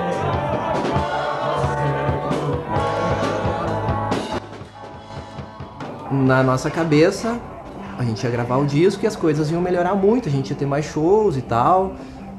Nem pensamos muito assim, em vender muito disco e tal, a gente só pensou que a gente ia tocar mais do que a gente estava tocando, mais do que tocar na garagem o tempo inteiro. E isso não aconteceu. E como isso não aconteceu, a gente já começou a fazer músicas novas, mas esse lance do não acontecer deu uma gelada em todo mundo, assim.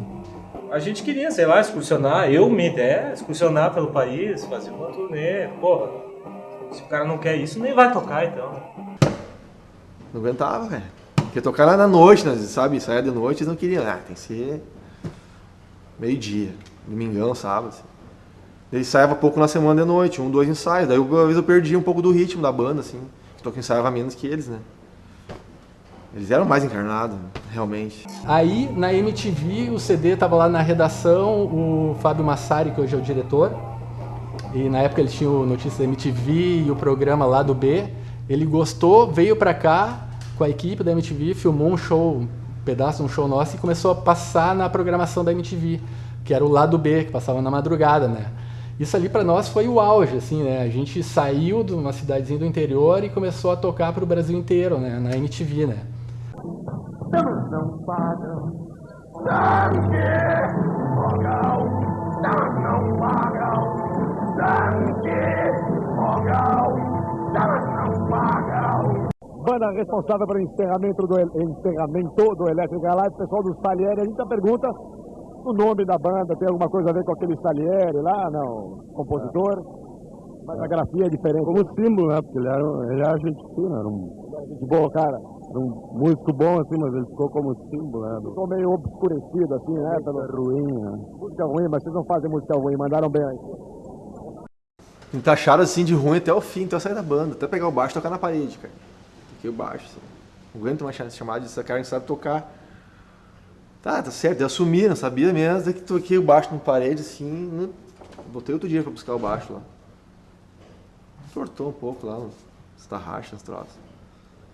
Meio que atirei, assim, você quer saber alguma coisa? Eu quero tocar mais essa porra aí. 6 anos aguentando vocês aí, cara.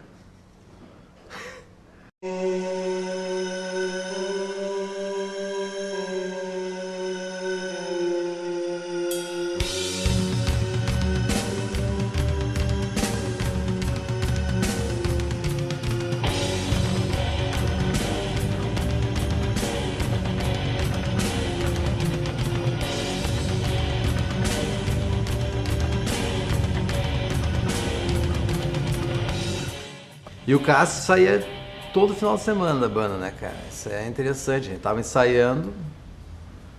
A gente mandava baixar o volume, porque ele tinha um problema, né, cara? Ele comprou uma caixa standard de 200 watts RMS, lá um troço poderoso, ele botava aquilo no 10. Porque ele não se ouvia, só que ele gritava tanto, que eu não sei o que acontecia na cabeça dele, ele não via. Só que ele ficava mais alto que a bateria, as duas guitarras e o baixo. Então toda hora era uma briga, baixa, daí ele se ofendia, daí ele saía da banda. Ele dizia, mas vai tarde.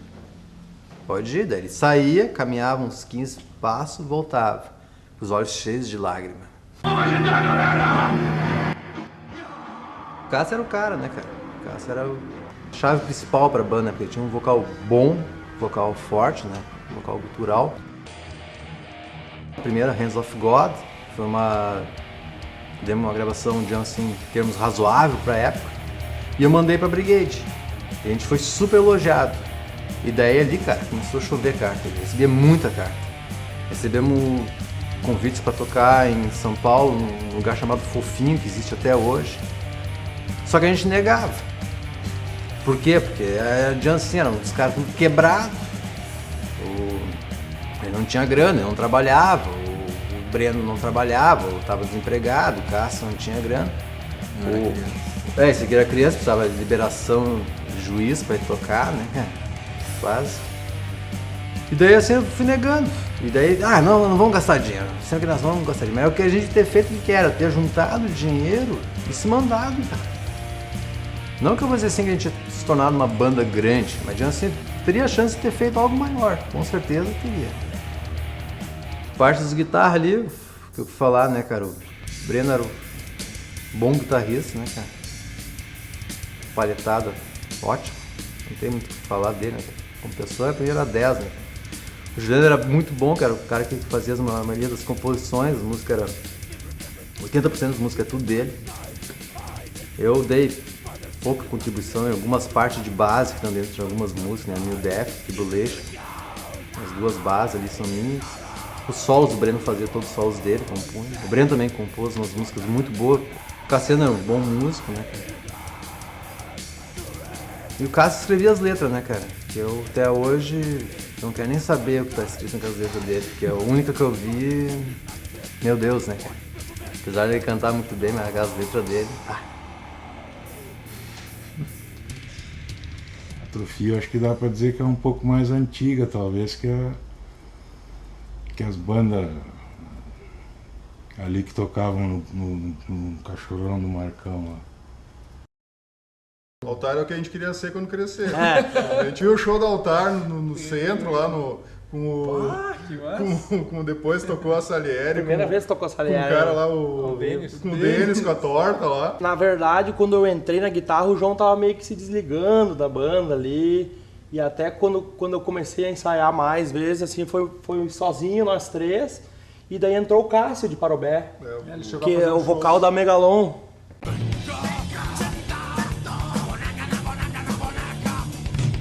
No ano de 97 me convidaram para substituir o Abel. Fizemos um show na oficina que tinha um repertório novo ainda, que o Abel não tinha tocado ainda. Rec play! Rec play! menor tava andando de bicicleta quando ouviu alguém chamar Adelar. Yes! Adelar? Eu lembro que o Ali foi tocar em Porto Alegre, surgiu uma oportunidade dele trabalhar profissionalmente como músico por lá. Eu estava limitado musicalmente e eu precisava estudar, então eu fui morar em Porto Alegre, foi quando eu entrei na URGS.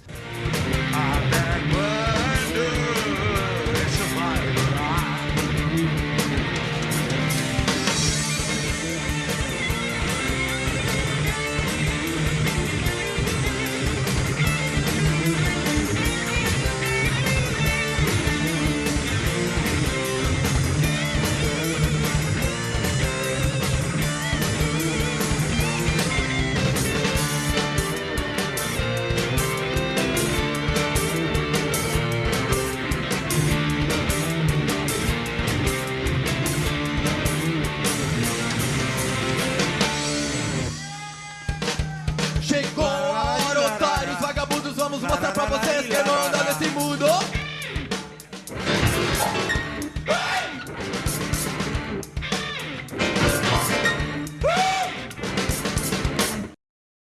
Do disco ali a gente tocou, assim, sem parar, foi de 86 até 96, mais ou menos, né? Praticamente 10 anos assim a gente...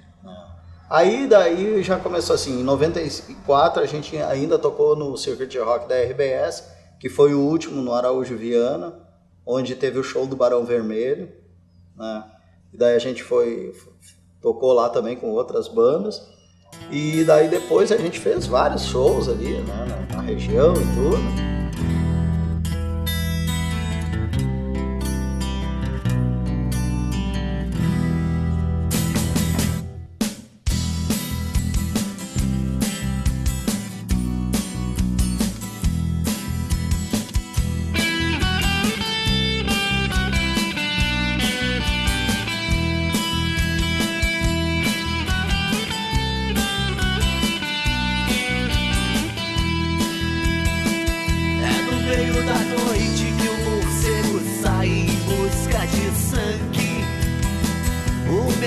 Perdido, coitado, à procura de abrigo.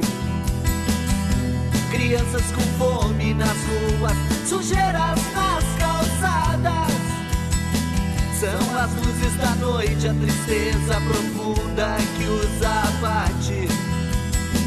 É o sino que bate, um cachorro que late, o medo se aproxima. Só que daí o Vitinho, que era o baterista, já tinha saído da banda, mas a essência da banda ficou, que era eu e o Saúl que fazia as músicas, né? E a gente sempre ficou gravando, daí a gente deu uma parada, né? E aí em 99 nós voltamos a tocar e abrimos o show do Marcelo Nova lá em Taquara no Scala.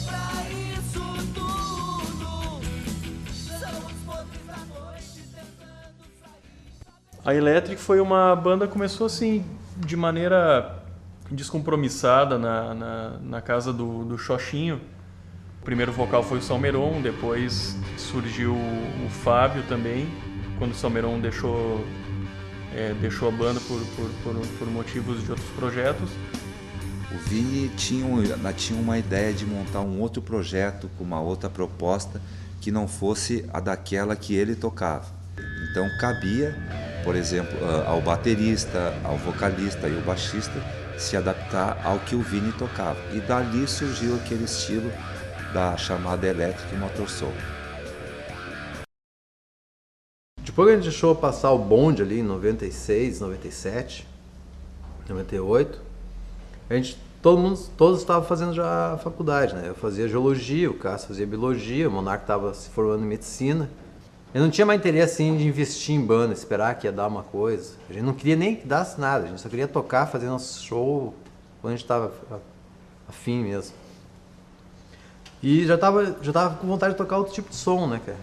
Porque o Breno, acho que foi em 99, 2000, ou antes disso, por essa época, 99, ele começou a tocar stoner rock, que é um rock sulista americano lá, pesado. E logo a gente fundou de novo essa antiga banda do Breno, que era a Green Machine, que era stoner rock, que ela saiu o quê? Ela não tinha mais baixista e baterista. Então baterista Megalon Cassiano entrou pra tocar com nós e eu assumi o baixo. Daí era o Breno e o Negão, que era o primeiro vocalista da banda. O Negão, daí a gente começou a fazer, fizemos alguns shows e tal, e pô, eu gostava muito de tocar com a banda e daí eu parei a Megalon. Eu simplesmente deixei ela parada mesmo.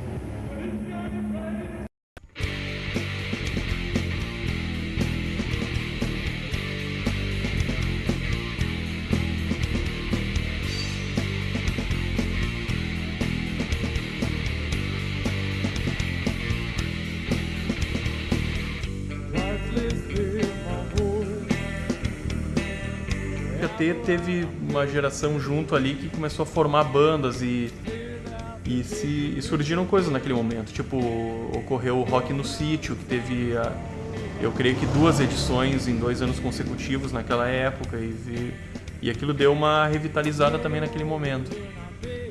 De uma maneira de festivais feitos assim pelas próprias bandas para fomentar coisas. Assim. Aí a Cristina, que tinha o jornal, né, a mãe do Rodrigo Dantas, ela resolveu, vou fazer um festival. Aí chamou todo mundo das bandas de Três Coroas, chamou a galera da Salieri, chamou a gente, chamou, isso aqui, a ideia é fazer um festival. A Rejane, acho que é a Rupert, o sobrenome dela, que tava tomando conta do sítio da Laruse e falou, empresta o sítio, a gente vai fazer lá naquele sítio da Laruse, que é mó legal, na divisa com a igrejinha, a gente quer sugestões de nome, a gente quer saber se vocês topam tocar. E, todo mundo tava disposto, né? Porque todo mundo tava ali pra tocar, todo mundo tava ali pra fazer um som. Aí foi a ideia de dar o nome de Rock no Sítio, que foi o nome do festival, veio do Vini. Foi o Vini, por que não Rock no Sítio? Porque é um negócio, mais despretensioso do mundo. Afinal, vai tocar rock, vai tocar no sítio, Rock no Sítio, pronto. Tá aí. Aí teve esse primeiro festival que foi num galpãozinho dentro do galpão lá do negócio. Do sítio da Laruse. Aí tocaram várias bandas e a gente também fez questão de ser os primeiros, né? Porque afinal tocava por trás e se deixava pra tocar, sei lá, depois da terceira banda podia ser meio estranho, ou mais estranho.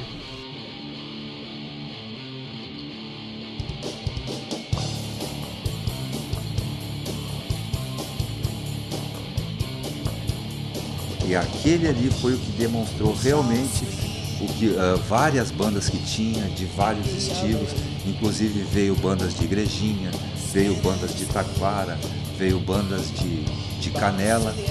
Então aqueles 2 Rock no Sítio foi fundamental para que aparecesse o rock de Três Coroas e que a gurizada estava querendo que tivesse o rock, eles pudessem se expressar, fazer sua música. Na época existia o Barroso, que tocava muito bem baixo, tinha o Negrítio, que tocava a guitarra dele bem, tinha o Toco, que tocava muito bem bateria. Eu, na época, eu era o vocalista, eu comecei tocando guitarra, mas eu enjoei da guitarra, eu preferia simplesmente cantar. A Salieri, depois que ela ficou mais enxuta, assim, que foi o Nego no baixo, o Vini na guitarra, eu e o Teco, a Salieri ficou mais compacta, assim. Ficou interessante também o trabalho naquele tempo. Mas não tinha, assim, eu acho que não tinha perspectiva de durar pela ideia dos caras, assim, né? Eu acho que era difícil de continuar, assim. Era mais, assim, pra gente tocar, assim, sabe? O lance profissional mesmo já tinha meio que perdido. E teve N composições que acabaram posteriores ao CD. E são músicas que estão soltas, assim, existem registros ao vivo de muita coisa que não faz parte do disco. E só que a banda daqui a pouco, naturalmente, com o tempo, assim, talvez pela carência de shows e de espaço, foi sofrendo um desgaste natural e pouco a pouco foi reduzindo o número de ensaios e a frequência e quando viu a banda estacionou. Realmente houveram muitos atritos, assim, não era uma convivência tão fácil, né, assim, pela própria personalidade de cada um, né, pelo tempo também de convivência, principalmente quando se saía para tocar fora, né, em outros lugares, tu pegava, sábado de manhã ensaiava, carregava o carro, né, ia para lá, montava o palco, passava som, jantava, tocava guardava tudo, colocava dentro do carro, pegava a estrada de novo, né? Então, haviam desgastes, né? Haviam algumas intrigas, assim, né? Mas se levou, conseguiu se levar, pelo menos por um bom tempo, porque eu fiz parte, eu sei que conseguiu se levar legal, assim, né? O Alessandro era o agregador, entendeu? Ele era o cara que realmente juntou todo mundo, é o cara que tinha músicas, é o cara que estimulou o grupo ali a compor junto, a fazer a coisa junto. Quando ele saiu, perdeu um pouquinho a identidade, assim. E aí eu, o Claudinho e o Álvaro ficamos bem mais próximos ali, porque a cabeça de nós três ali estava mais azeitada, entendeu? Integrada nas ideias. E aí quando o David saiu, na verdade até foi um caminho natural e que a gente estava esperando, até que foi bacana, assim, porque a gente conseguiu se libertar um pouquinho do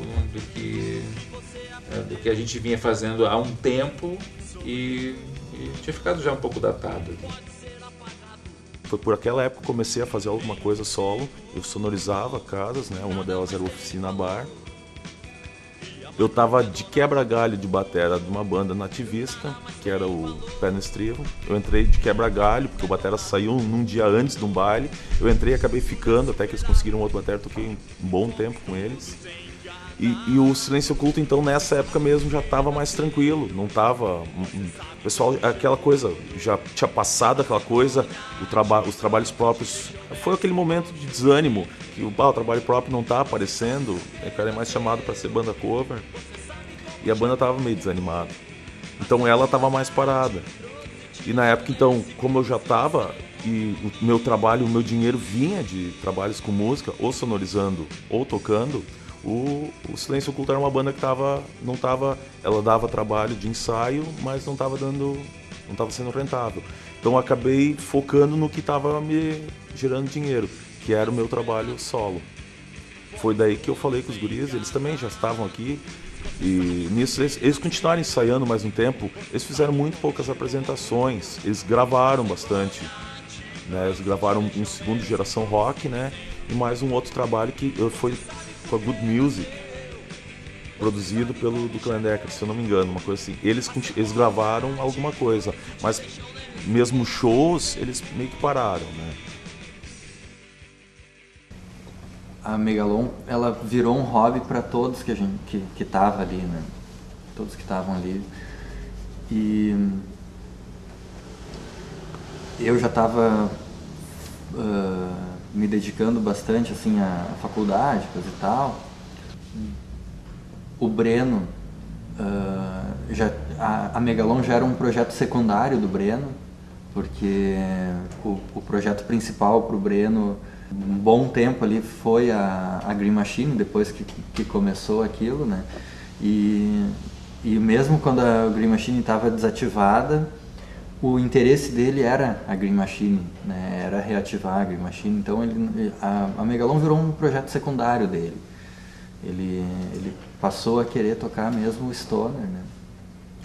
E daí a banda, digamos assim, sumiu mais ali porque o Breno faleceu, né, cara? Depois eu não tava mais morando aí, eu tinha ido embora. Fui embora pro Nordeste.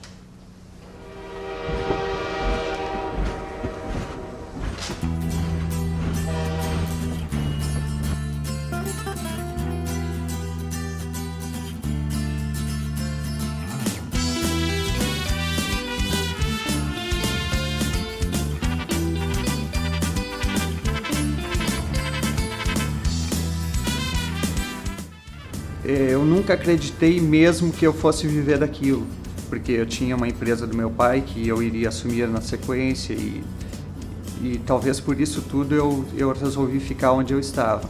Cada um sempre teve uma atividade paralela, aquilo ali, sabe? A gente não largou tudo assim para ficar só na música, né? Nós não vivíamos da música, né? Cada um tinha um trabalho paralelo com a música, né? Talvez foi um dos motivos também que a gente não se deu melhor nisso daí, sabe? Não largou tudo, sabe? pra encarar só a música, sabe? Como muitos fazem, agora eu tô com um disco, nós vamos arrumar um empresário e vamos sair a viajar. Claro, a região apresentava as limitações, né? E eu acho que eu posso ver hoje que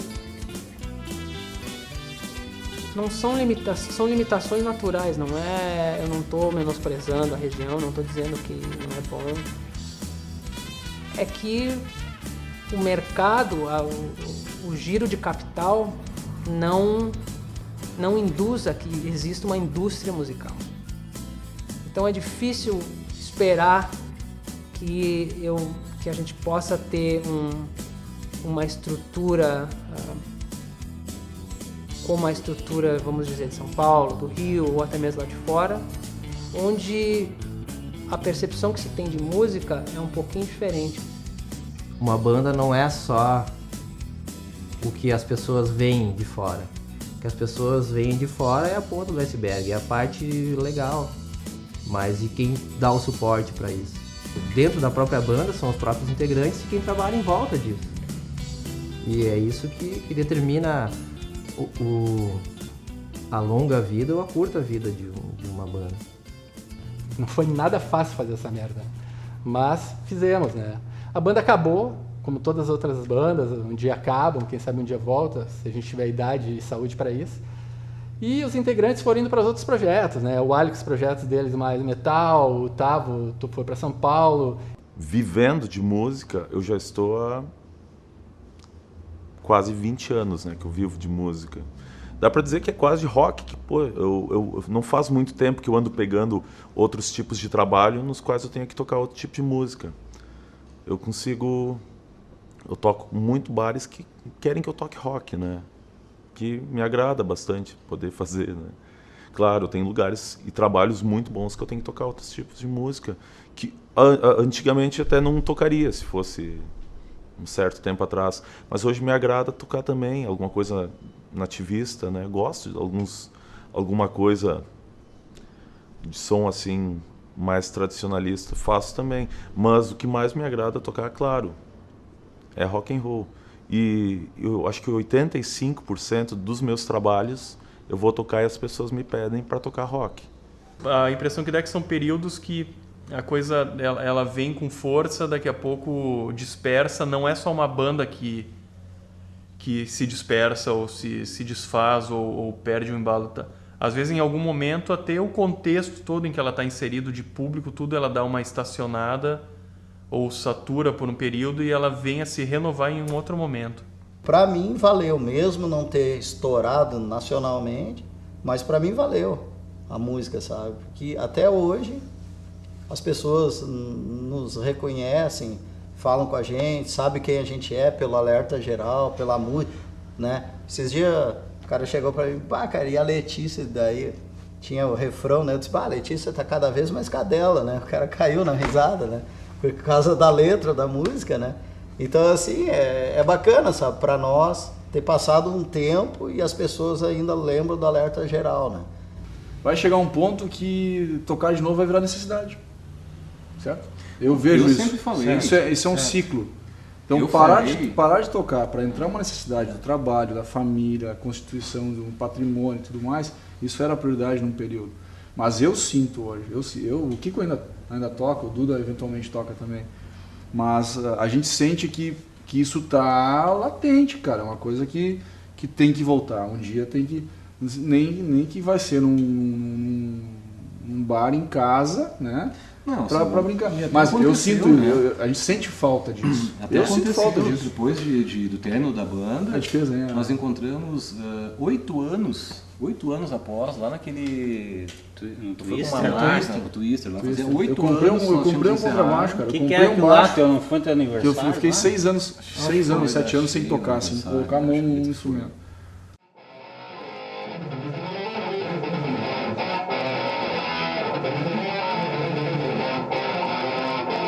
Mas de novo, só que a primeira não tem nas próximas. Isso aqui. Essa nas outras não tem, só tem dessa vez, sabe?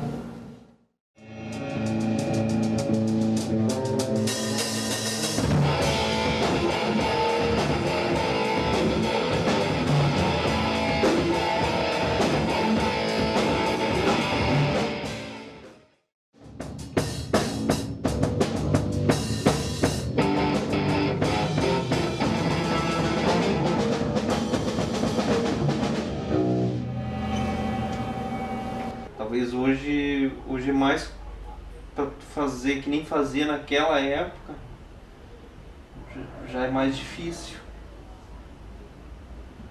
Não que naquela época fosse fácil, né? Mas também não, nós não ganhava pago igual, né? Se for pra não ganhar pago, dá pra fazer música própria. 3, 2, 1, já! Vai, Teco!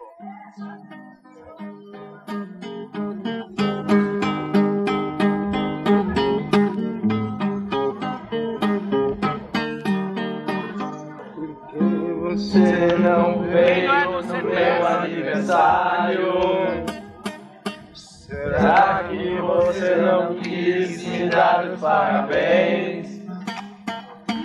Da minha torta guardei uma fatia, assim que é dia. Torta de nata na geladeira, torta de nata na geladeira, torta de nata na geladeira, pra você comer.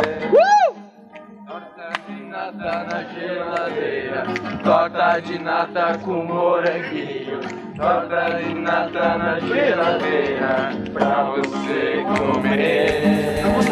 E viver! Aê!